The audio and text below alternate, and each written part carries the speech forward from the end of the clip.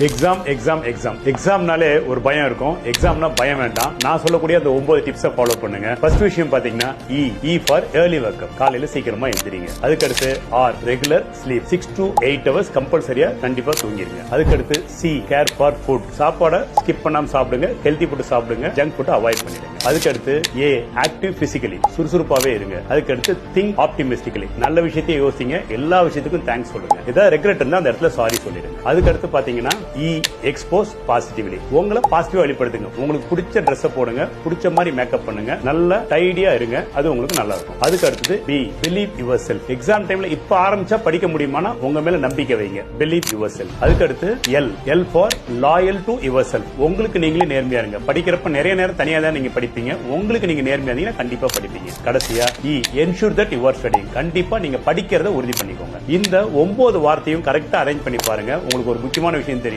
What is mean by exam அப்படின்னு சொல்லிட்டு. எக்ஸாம்னா என்னன்னா this is nothing but celebrate.